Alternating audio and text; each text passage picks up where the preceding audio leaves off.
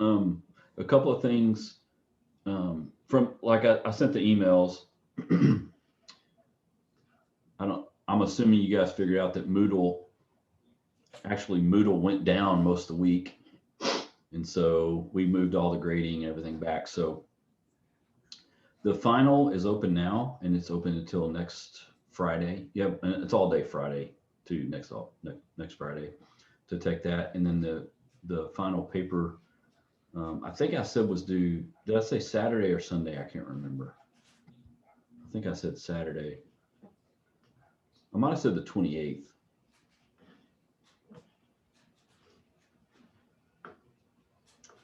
Yeah. Okay. Yeah. Thanks. I'm fine. You guys just turning it in by Sunday is fine too. And I'll send an email about that. I didn't know when my grades were going to be due yet when I was telling you guys this because we kind of had to scramble around about that. And so if you guys get it into me Sunday, that's fine. And I'll get all that done. So that's that. Today we're going to talk a little bit about um, kind of an extension of what we talked about last week. I gotta get the right slide up here.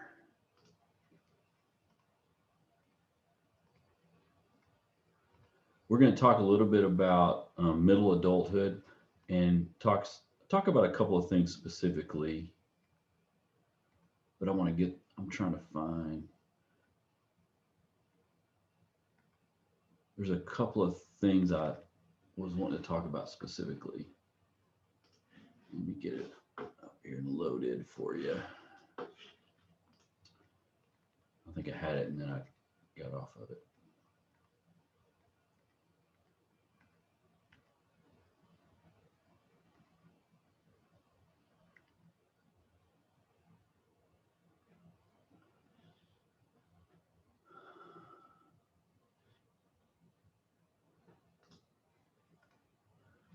Okay.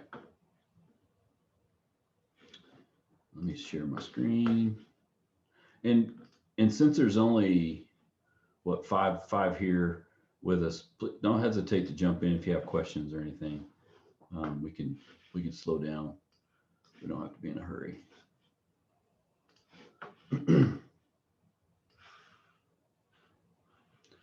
Thought this was funny and true, at least in my world. This is like it's like a challenge. It's like a daily challenge to see how much I can shove into a dishwasher. And I'm passing that down to my kids now. When we talk about middle adulthood, we're talking about 40 to 45 to 60. Did we talk about this last week? This piece of it? I can't remember what we got to and what we didn't. I don't remember. No. Okay. Because we kind of started one place and I couldn't remember how far we got. And so it's interesting in the so in basically 40 to 65 roughly is middle adulthood. And so your age identity is a lot of times, you identify younger than you really are. And that's pretty normal. That actually happens. Um,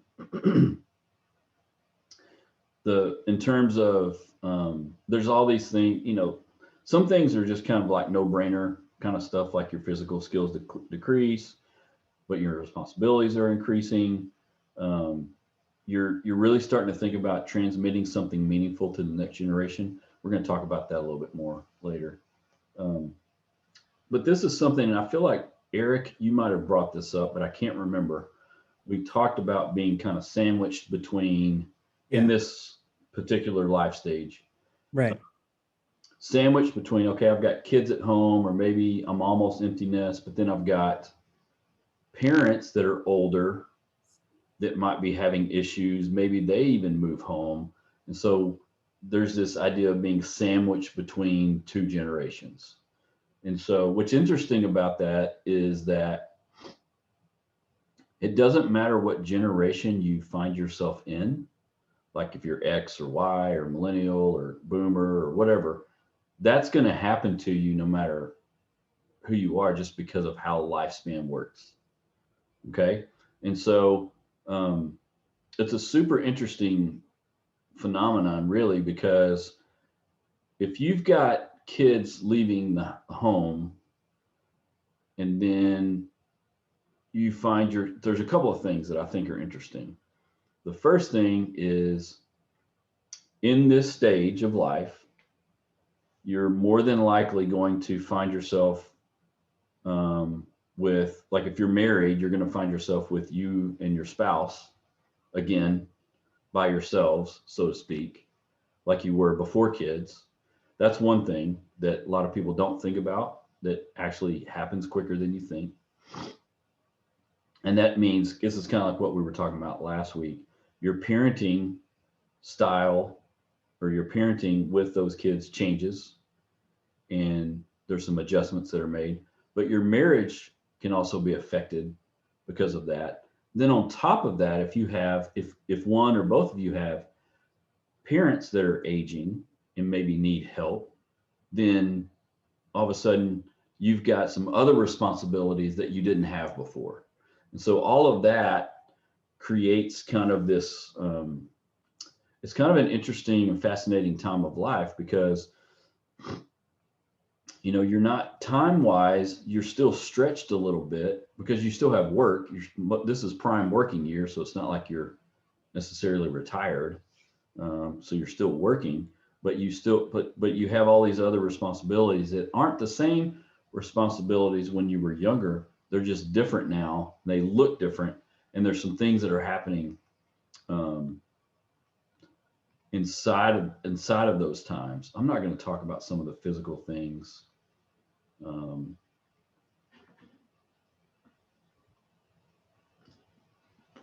Here, this is another area that's fairly interesting to me.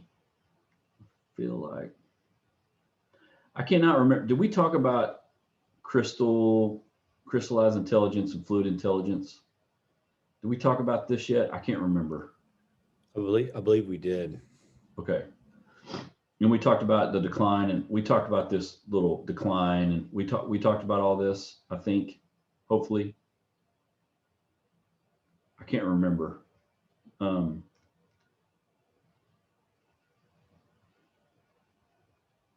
there's a couple of things. That's why I was in this one.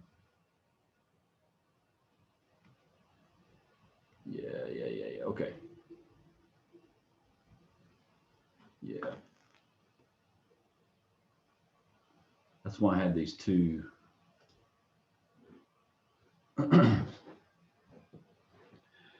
And then on top of the things I was mentioning earlier, you have some existential things that are happening inside of this time of life, where you could have some medical conditions, you could have some work satisfaction things that are happening, family satisfaction things.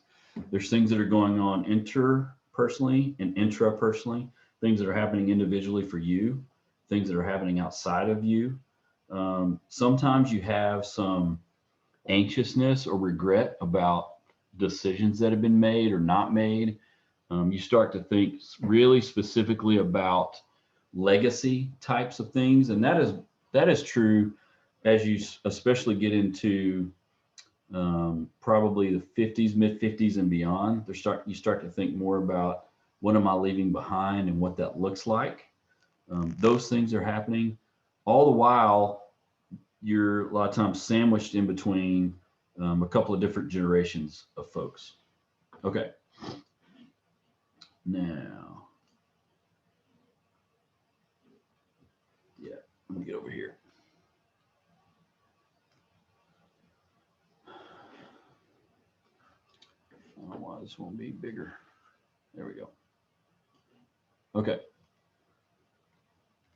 now here's my. This is something that's, I always want to talk about a little bit, and I actually had someone one time do a presentation about this. What are you?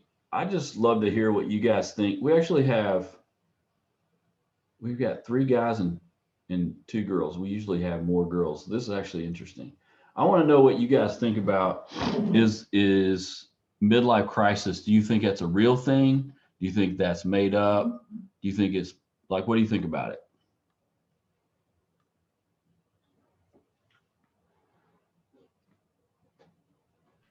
I don't know if I'm 44, so I'm gonna put that out there. I'm 44. Yep. I don't know if it's a midlife crisis. However, I think it's things that you probably were never able to get when you were 20 something. So now you're in a position where you can afford those things and things that maybe or going places that you wanted to go or buying things that you never had an opportunity to get when you were at 20 something because you hadn't yet gotten stable yet. So Yeah. I may be a little off, but that's just No, that's good. what I kind of think because I'm just learning in the early adulthood, you're starting to stabilize yourself. You're starting to get somewhat building your finances. You're in that era. So when you're turning in your 40s and 50, you're now in a position, well, should be in a position to acquire some of the things that you wanted to get that you were not able to get at that time. Yeah, that's right. No, that's a good observation. You definitely have more, hopefully have more financial stability in your life and able to do things financially that you maybe weren't able to do in your 20s. So there's definitely a financial aspect to it for sure. Anybody else? Hey, Dr. Bedard. Hey, so I'm curious what if there's any common characteristics you would see in terms of like defining a midlife crisis. Like the first thing that comes like a mental image is some guy who, goes out and buys this, crazy, sports boat kind of a thing. And but before I kind of weigh in here, I'm curious how you would really define a midlife, like legitimate midlife crisis. Well, I think it's a lot of what you're saying. Maybe it's spending. Maybe it's a sometimes it appears that people might distance themselves from people or things, or they might appear to be going through something emotionally that appears out of the blue. Some things that are out of the blue that kind of, no, I'm not talking about mental disorders, just things Yeah. that are happening that are kind of like we're going along and all of a sudden something happens and you turn, and it appears that something's going on with that. What do you And think? Or sorry. no, go ahead. What do you think's driving that? I mean, is it just like this? People just come to this realization that, like, why? What have I been doing all this for? Where am I going? Is it that kind of what's driving it? So I have a couple of theories. I think I think one of the things, well, first of all, I'm going to go back to my original question with you guys just to see what y'all's perception of is this, does this happen or not happen? What do you guys think? And then let's talk about, we'll kind of go into a little bit of what it might be happening in some of the things that could be going on. I'm really curious to see this is a fascinating topic to me because some people think Yeah. there's not such thing as a midlife crisis. And some Yeah. people would say, no, for sure Yeah. there is. And I'm always just curious to see what people think. I'll say this. So I'm also taking career development. Mhm. And I do, our textbook says that, there's not as many legitimate midlife crises as people seem to think, which really Right. correlates with what I'm learning in my career course. I mean, in terms of finding satisfaction and meaning in what you're doing, people Mhm. recycle through those or what, his different work stages. It's normal, and I think it's commonplace to find people who are reassessing what they're doing and why. Yep. And so in terms of that, yeah, I don't really see it as a crisis so much as I would, hey, I want to start thinking about the next generation and what I'm going to give back, and Right. am I really finding meaning? So Yeah. I'll mute myself and let somebody else talk at this point. Yeah. Anybody else? I would, Well, oh, go ahead, Mike. I'd weigh in and say something similar to what I think it was Bridget that spoke and Stephen, which is I'm 55, so I have seen a spectrum of people, guys who some have, I know a couple of guys took up flying. I know one guy who went out and bought the Corvette, and I know a whole handful who nothing. So I don't think it's an absolute. I think it's in degrees.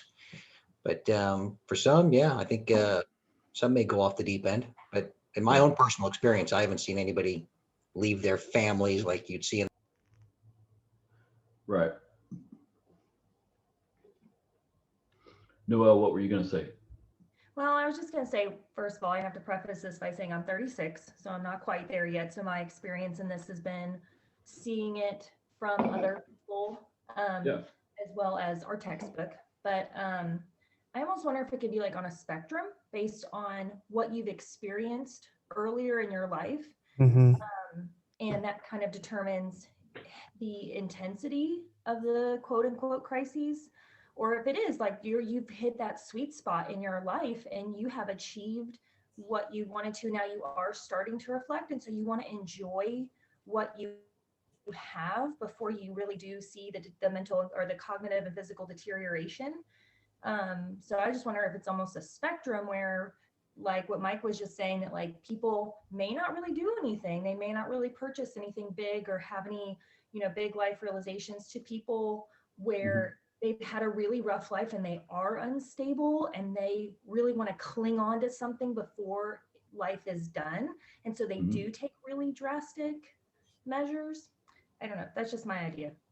No, that's good. That's good. I can definitely see that. I like the idea of kind of a spectrum, because it also, that aligns with the research too. Like Stephen was saying, research, I mean, statistically speaking, it's very low percentage of people that actually would have what you would call a midlife crisis. Although it's generalized, right, as to be like, it's just widely accepted that it happens. So I think it's also interesting that, from my experience too, at least in class, we typically think it's men only that have them, not no one else. We always give examples of men that do certain things that have them, when, again, it's a small percentage anyway. But I think it's an interesting phenomenon to talk about, because it seems to be, to me, one of those things that's generalized, especially like media wise, like this is just an accepted thing. This is what's happening. When in reality, it's really not happening that much at all. So. Can I jump in and just add one thing to that?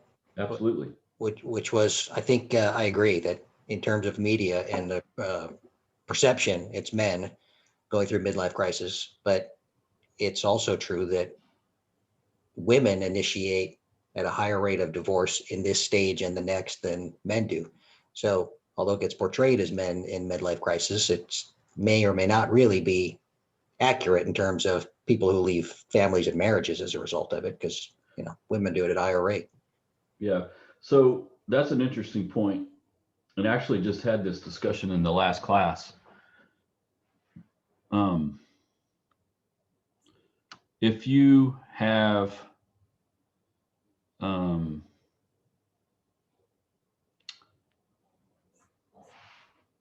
at this stage of life, if, let's say you're married, let's say you're, I don't know, 45 or 50, and again, you're sandwiched in between generations, and your marriage has been kind of okay, but to your point, Mike, if a wife, after repeatedly trying to continue to be emotionally connected to her husband, if a wife finally becomes emotionally disconnected, 92% of them will never reconnect. If a husband, same marriage, if a husband becomes emotionally disconnected from his wife, around 54% of them will become reconnected, which is a big disparity, really, if you think about it. And the reason why I bring that up is because in this stage, like you're saying, in this stage, there's starting to be more divorces than there has been before. Now, when I say more, it's not, it's an increase, over time, right? So we're talking about longitudinally speaking. And so it could be that one of the things that's happening in this stage of life, if we think about it from Erickson's kind of stages, this idea that like, what have I left from the generation before me? I want to leave a legacy, that kind of thing. I think here's my one critique of some things that we study theory wise. And this isn't really a knock on Erickson or Piaget or any of the major theories that we would use for lifespan development. It's not a knock on them per se. It's a knock on our what we know about not just us individually as we develop, because we individually had developmental stages. What we're talking about right here developmentally is an individual's development, right? Like each of us individually go through stages of development. I think that, and if I had the brain power and the money and the time, I would really start looking into the same thing when it comes to a couple. I think one thing that happens is couples go through stages of development too, which we know some of that already. We know certain times of a marriage are harder than other times. Like there's some things we know about that. But when we get to this stage of life individually, and most couples that are married are around the same age, there could be some differences, but mostly are around the same age.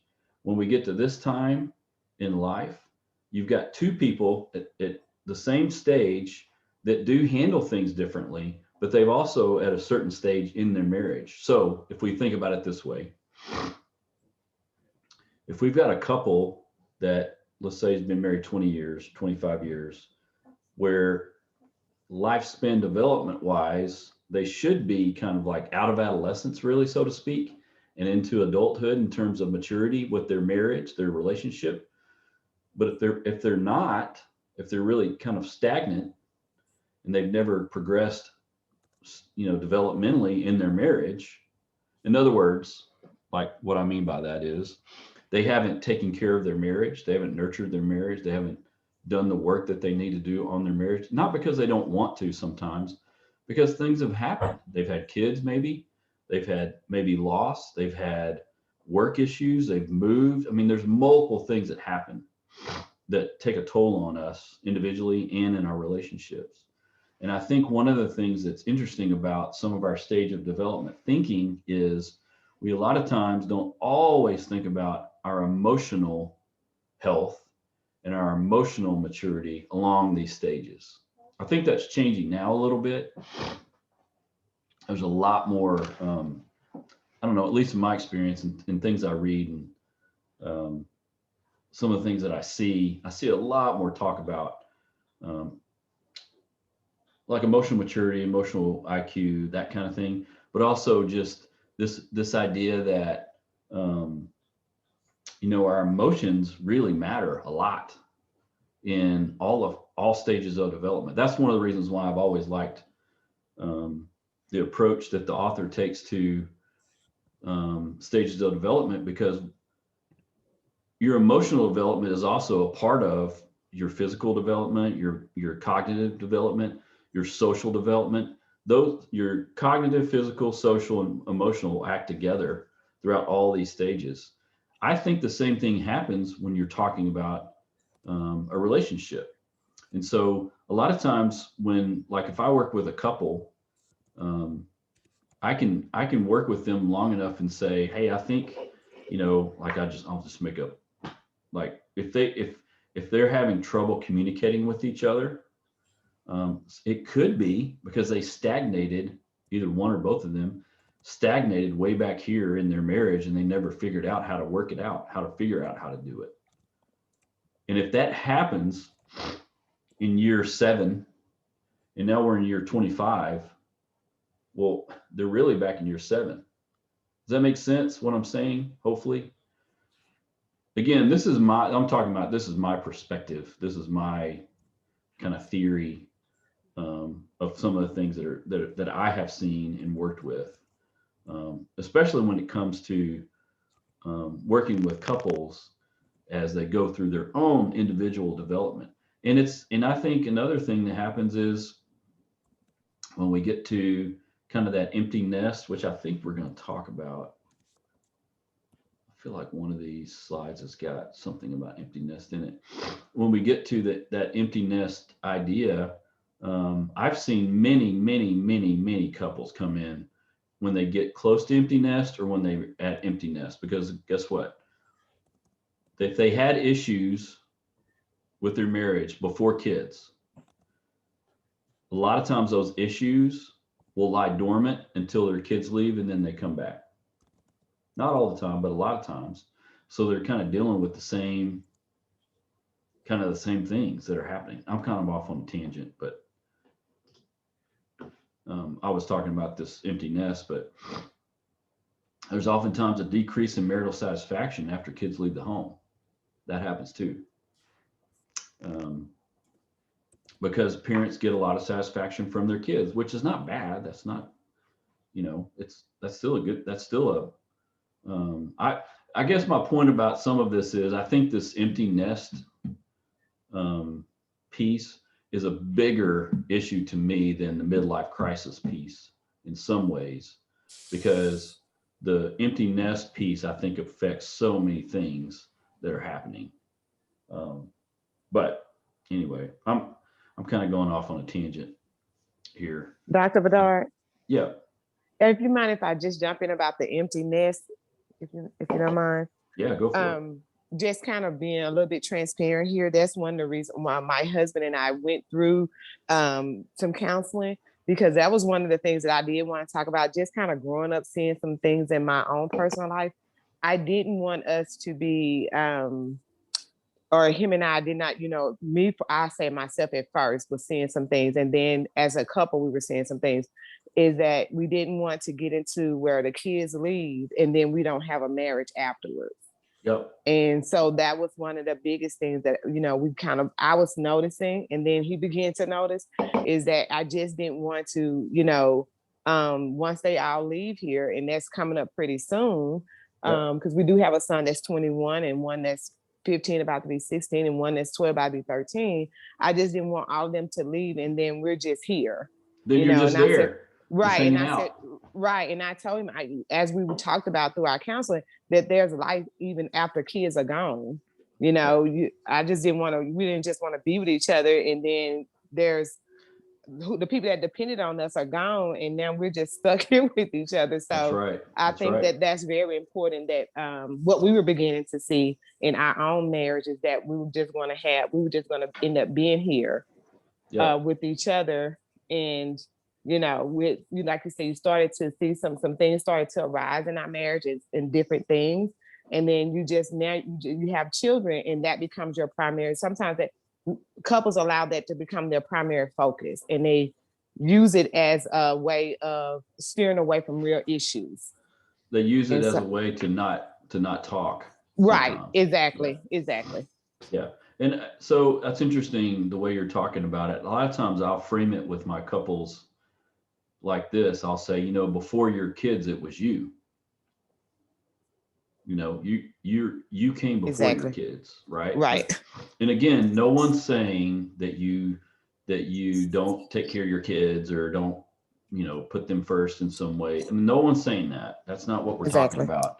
Exactly. But if they become your whole identity, you might have some struggles when they leave. That might happen for sure. Absolutely. It's a delicate, it's kind of a nuanced process that happens for sure. So I appreciate you saying that, Bridget. Thanks for sharing. I think the empty nest, these phenomenon, the midlife crisis, the empty nest, kind of being sandwiched between generations, these are the big things that are happening inside of this particular stage of development for most adults. So Stephen, not Stephen, I mean Eric, I wanted to ask if, because you had brought up the whole idea of being sandwiched between, I wanted to ask and see if you had a specific question about that, because we kind of talked about that last week a little bit.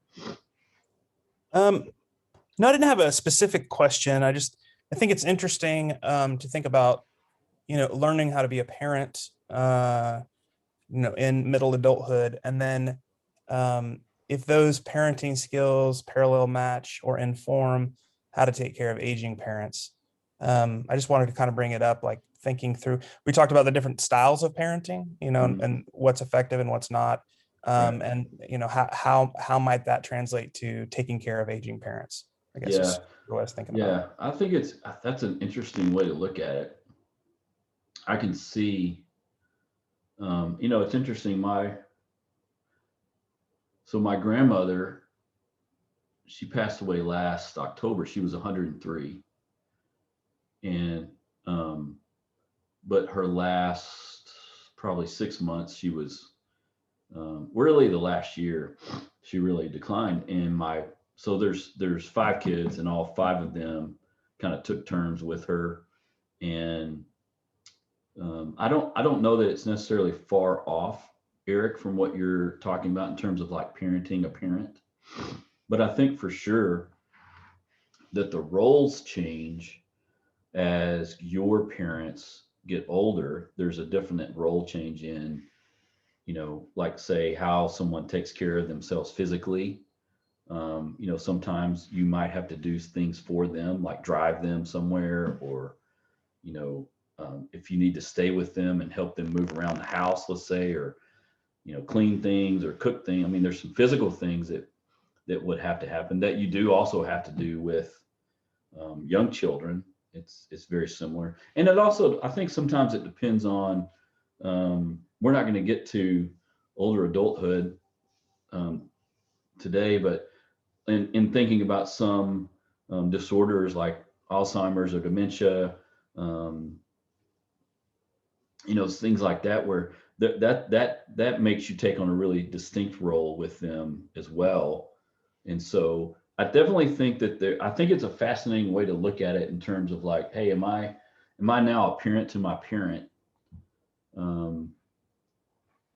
But I definitely think that there's a role shift, and there's things that happen, and there's different ways that you're going to have to take care of them that you hadn't thought about. And I think that's also part of this stage of development. A lot of times, sometimes that taking care of a parent happens quickly and you haven't thought about it a lot. Sometimes you can kind of see it coming.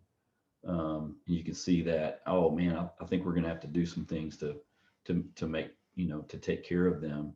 In my grandmother's case, it's kind of interesting. She took her last driving test when she was 97 and she passed it, which was scary. None of the siblings were like, okay, we called her mama. Of course they called her mother, but they're like, mother, you're not gonna drive.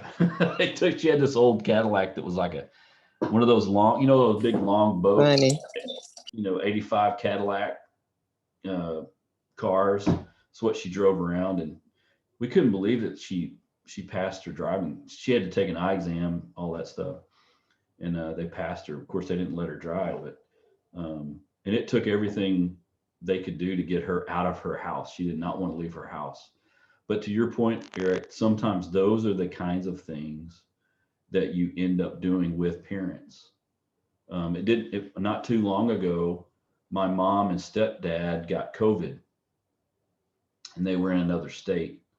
They have a house in another state, and me, my brother and sister, we didn't know how bad it was until one day my sister was talking to my mom, and she was picking up on how bad things were. And then she called my brother and I, and then I'm the oldest. And so I called them, and I was talking to them, and all of a sudden I could tell that things were not good. And I said, at first I was like, hey, Mom, maybe we need to come get you guys. And of course, she's like, no, we're fine. No, we'll be fine. We're okay. So I talked to my brother and sister again. And I said, I think we just need to tell them we're coming. And so that's the first time that I've had to call my mom and act like kind of like a parent and say, hey, we're coming. This is what's happening. This is what we're doing. Called my stepdad. He's the one that's the most ornery about it because he does not like asking for help. And when he said that sounds good, I knew something was wrong because he never asked for help, which I'm glad we did, because when we got there, they were in bad shape. But to your point, you know, our roles change with our parents, even as we age and as they age. And so that brings up another whole, we could talk about this for a long time. If your relationship with your parents weren't great in childhood, and you never kind of figured those things out, those resentments don't necessarily just like fade away. They sometimes stay, and they'll sometimes linger, and that will have an effect on your relationship with them as you get older and as they get older. That happens too. And so those are just some other things to think about when we think about, you know, our stage of life and then our parents' stage of life. I do want to talk about, we talked about empty nest. I kind of talked about this love and marriage at midlife. The overwhelming majority of individuals are pretty satisfied with their marriage during midlife.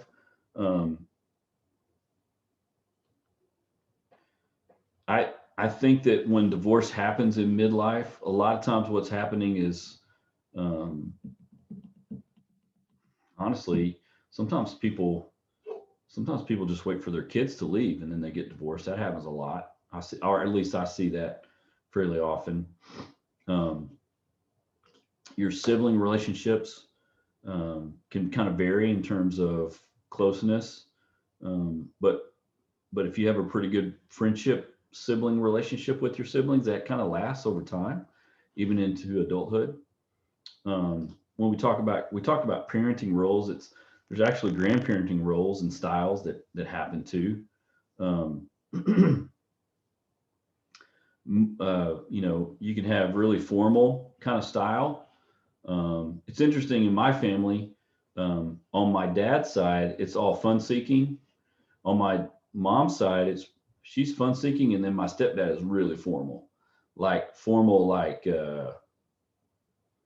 don't splash water in the pool kind of formal kind of stuff. Like, okay, they're 5 years old and things are going to get wet kind of stuff. And that's just that's kind of his personality too.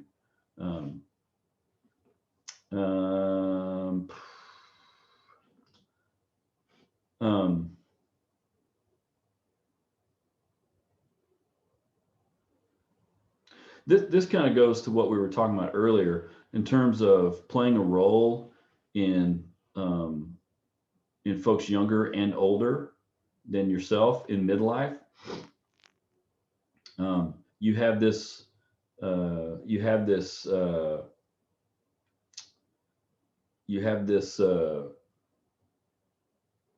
legacy, or this need to leave a legacy or leave some things behind that are significant. And I do think that grows as you get older, that need to do that. To the younger generation, but at the same time, you have this, want to make sure that like say your parents are okay. I think that there's a time when you begin to, I think you start to realize that at a certain point.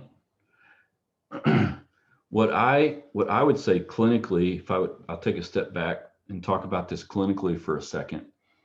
What I sometimes see in this stage of development with families, and I think I said this last week, a lot of times I do a lot of parenting types of things with couples or families that have teenage kids especially like high school and up,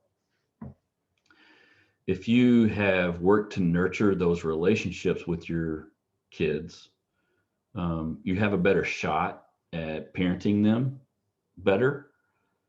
But if you have not worked at those relationships when they were younger, it's just harder to all of a sudden have a good relationship and parent with them as they get older. And so at this stage, when we think about the role you play as a parent with, let's say, teenage kids, and when I say, and I'm talking about adolescents, like high school, even into college, if you've had issues, I have plenty of clients that come to me when they find themselves at odds with their older high school or young or early college kid, and they're having trouble with them. Let's say that's how they would frame it. I'm having trouble. Maybe they realize that they haven't connected well with them, or they don't know how to connect with them, or they're having issues with them. And a lot of that's just loss of connection between the parent and the kid.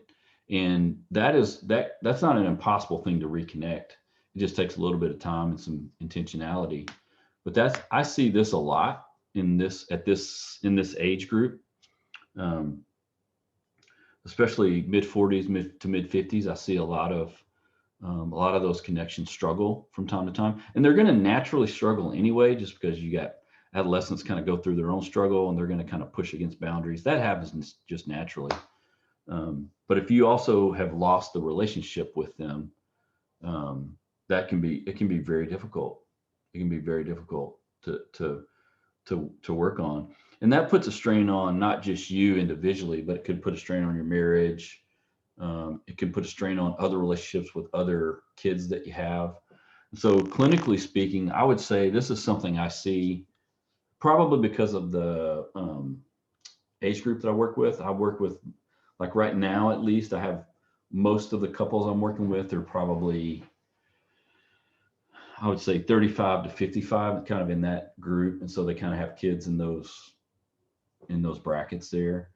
But I think clinically speaking, again, I think I said this the first class, it's super helpful to know about these stages of life and where people are, not just physically and mentally, but emotionally. Super helpful to know, because you've got, in this case, with an adolescent, kid, and then a, adult that's in midlife, you got them at different stages, and kind of knowing what stages that they're in, because this adult's really wanting to leave something behind, and this kid's probably not really wanting to take that. They want to figure it out on their own. So you got a lot of butt heads. So it's really good to know kind of what stages they're in and help them understand that. Hopefully that makes sense, but I see this a lot clinically speaking. I had 2 sessions yesterday where this was the topic that was brought up, and I think it happens a lot more. I see it more and more. Probably has a lot to do with the folks that I'm working with more than anything. Let's see. Let's see. Mothers and daughters. Yeah, mothers and daughters tend to have closer relationships during adult years. Married men are most of the time more involved with their wives' families for the most part. Yeah, some of this stuff is kind of no-brainer. Some of it depends on geography too, but for the most part, I would also say that you've got a lot of the changing roles of when you have a changing role parenting wise, like when you go from, I think I talked about last week, this cop idea to the coach idea to the consultant. When you're in midlife, you become really a consultant for your kids.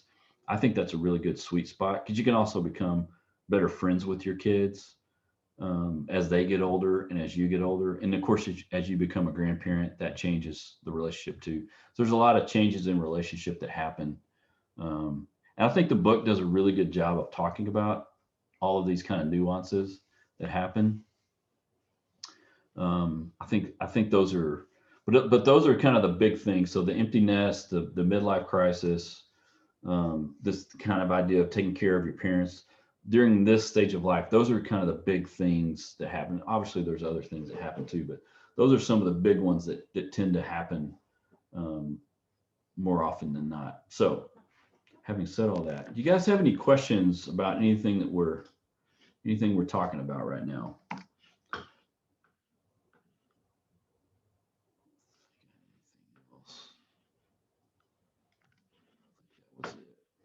Okay.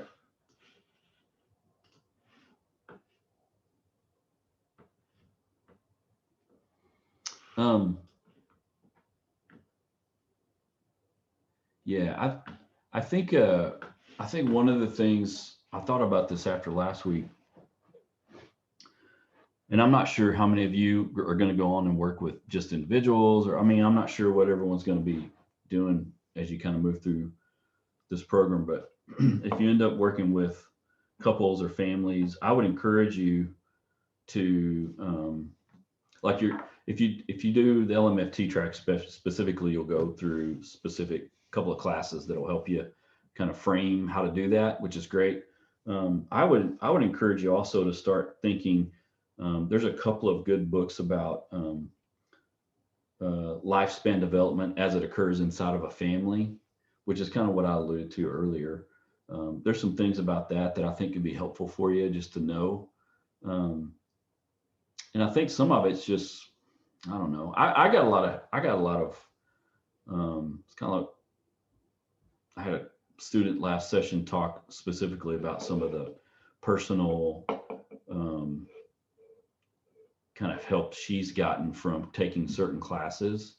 There's certain classes that you take that can help you start to understand yourself, and even for her to kind of understand her marriage. And I think lifespan to me is one of those classes that can help you understand maybe why certain things happen, and what makes some of those things happen.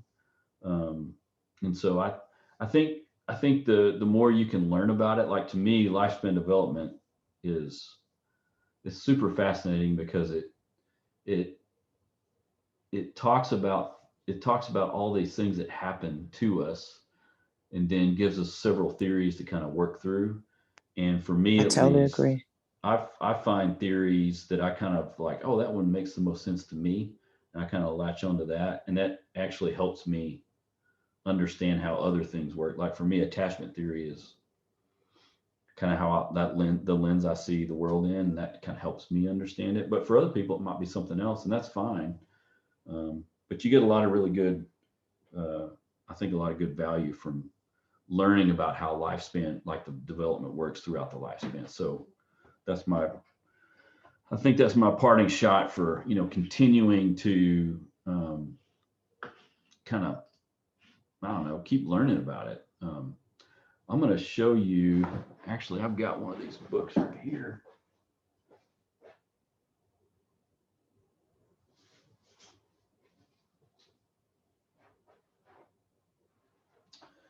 This book is one that, of course, I was a marriage and family therapy master, so this is more along the lines of systems thinking. But this book has been super helpful to me. It's kind of a big book, and it's pretty deep, but it's really helpful. So this is one that I would say is very good. Expanded Family Life Cycle. So it looks at individual, family, and social. There might be a fourth edition. This one, the one I have now, is a little bit older. But I had the chance to hear Monica McGoldrick speak about this one time. She actually does a lot of work in genograms, but I had a chance to hear her speak about this, and it's super fascinating. This is definitely one I would use, and I've used this one in classes before. We've kind of talked through a couple of these things, but anyway, that's definitely one. So basically, it's just a look at. It's an edited book, so there's several different, basically, research articles in here about different aspects of that. I can't think of anything else. You guys have any questions about anything?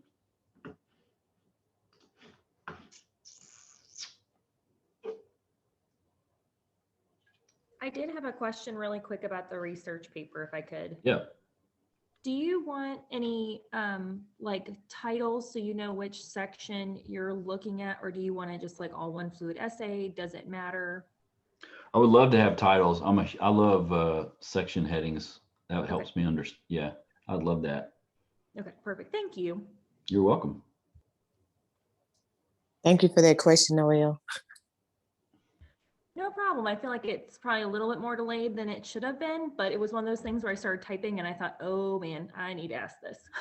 Yeah, and not everybody does it, and I can still understand it. It's helpful though. I think it's helpful to just organization wise.